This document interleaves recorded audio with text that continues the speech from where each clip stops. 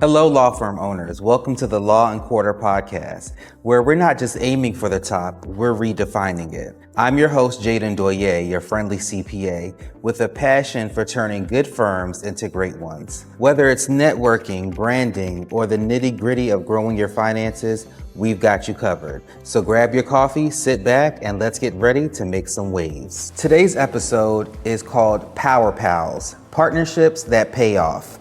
Today, we're going to discuss the importance of forming strategic partnerships and how they can benefit your firm. The first question I'm going to answer is, how do you identify potential partners for your firm? So I believe that in order to identify the best, you should look at who serves your clients before you and who serves your clients after you. So for instance, let's say you're a personal injury attorney. Before you even do a demand, there has to be medical expenses, right? So you need medical providers that can serve your clients. And we're talking about ethical medical providers. And we're talking about medical providers that understand working on contingency and getting paid at the end of the case. So as you're building your personal injury practice, you will want to find orthopedics, chiropractors, plastic surgeons, various different medical providers that can properly serve your clients and help you in the event that if they need to get on the stand, if you litigate, they can actually get on the stand in order to help support your case. And the next question I'm going to answer is, how do you measure the success of a partnership? Well, there's a few different ways. You can either look at quantity or quality. So in the example I gave earlier of a personal injury attorney that has medical providers, you want to look at how well these clients are actually being served. Are there any complaints? So complaints would be a KPI that when usually with KPIs we're looking at high numbers, but in this case we're going to be looking at low numbers, right? But also, if these medical providers have also stated that they can send clients to you, you also want to look at either how many clients they're sending to you or what the value is. So sometimes personal injury attorneys are getting certain referrals from a certain medical provider, right? But most likely that medical provider, let's just call him Dr. Jacobs. Dr. Jacobs may have 5 to 10 personal injury attorneys that he refers to.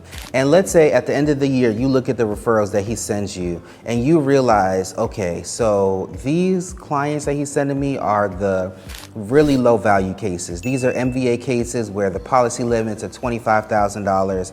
And these are the clients that all they do is call the office every week talking about where's my check, where's my check. These are the type of clients that aren't actually following my instructions, don't want to get medical treatment. In that case, the quality, even though the quantity may be high, the quality of clients aren't the type of clients that you want. That sounds more like a headache that you don't want to deal with.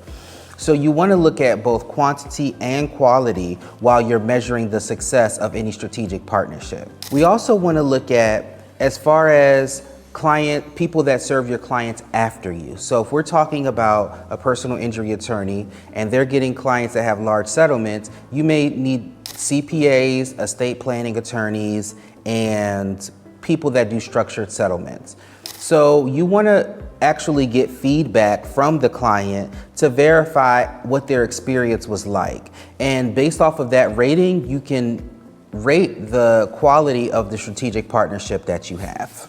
The next question is, how can non-legal partnerships benefit your law firm? A lot of times there are experts that you want to bring in that are not lawyers, and this brings more value to your law firm as it pertains to how the clients look at your law firm. So for example, let's say you're an estate planning attorney and your hourly rate is $500 an hour.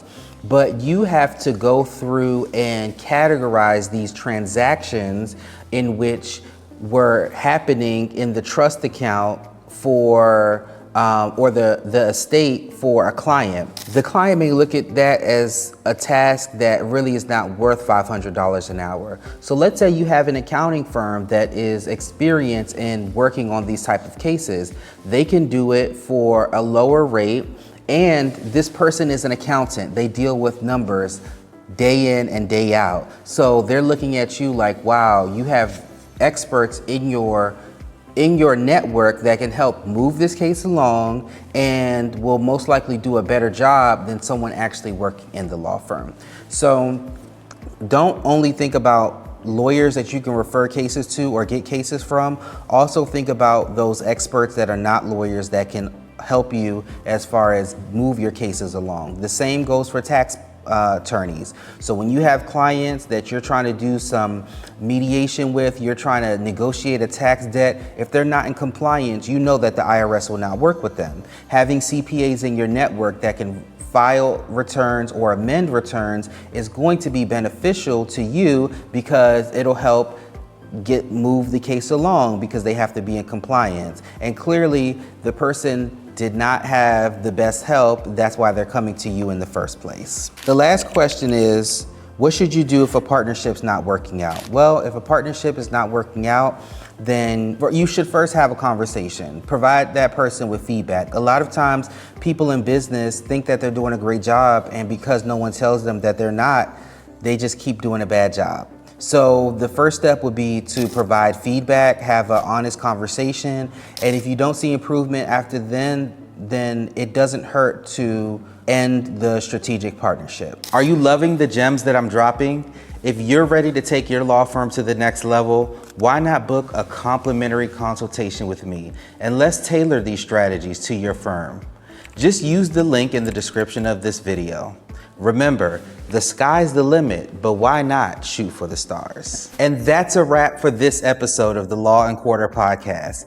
I hope you're walking away with ideas that'll set your practice on fire in the best way possible. Hope you'll join me on the next episode. Until then, keep making it rain.